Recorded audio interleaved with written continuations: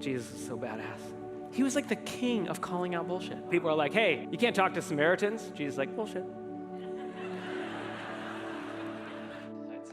I was brought up in a system, evangelical Christianity, where this was the cardinal sin. You don't do this. But Jesus, they're categorically unclean, and our holy book tells us so. He's like, bullshit, I'm gonna go talk to a woman Samaritan in broad daylight at the well. My name is Ryan from Eastlake Community Church, and this is the time we changed our mind. We started in my house. For the first couple of years, things were moving so fast, and we were growing by hundreds of people a week.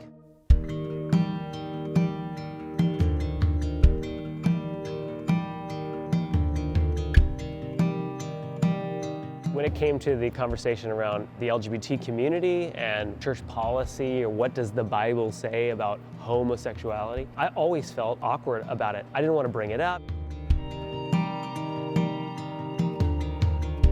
I felt like I needed to scare people into believing the right thing, because the God who loves them is going to send most of human history to hell. Like, that's the good news. Sounds pretty shitty.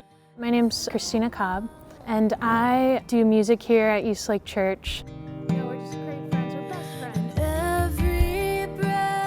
Ayla brought up a question of, what have you never told anyone? And I immediately shut down. What the answer was for me was that I've had attractions to the same sex.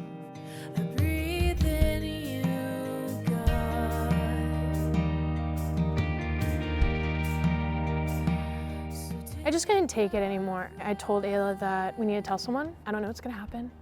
I might lose my job.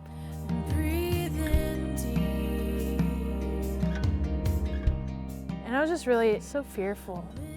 I didn't need to be, though.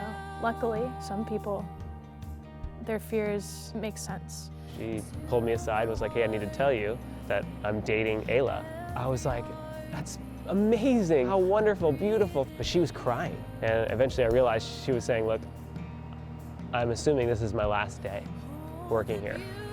And that moment of realizing that I had been a part of a system who had someone who I loved that much, terrified that, relationship aside, this was a categorical, you're out.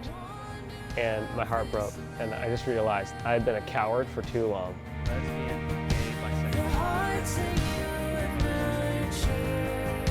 Frankly, I thought it would kill the church immediately. You else get death threats? That's just me? Okay. Lucky me. I took so many sit-down meetings where people with their open Bible be like, at some points though, I just had to look at them and go, I can tell this is hard on you. Like, I don't have a problem with anyone in the LGBT community. And in fact, I think we've all remained perpetually immature.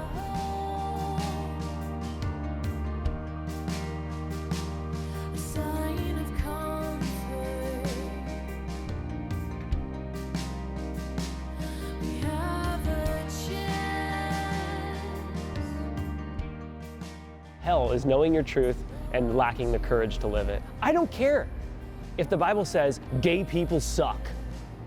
The Bible is pro-slavery, both in the Old Testament and the New Testament.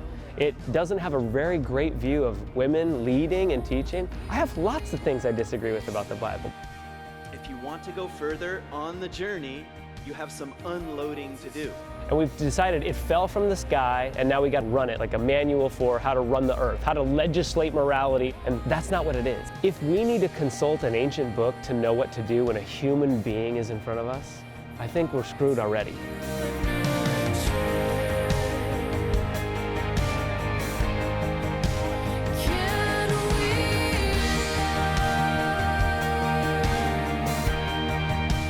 So whether Eastlake makes it or we die in 4 months, it doesn't matter to me, because the legacy of a faith community that's healthy is changed, transformed people who are just a little bit further along on their journey, and I know we've got that.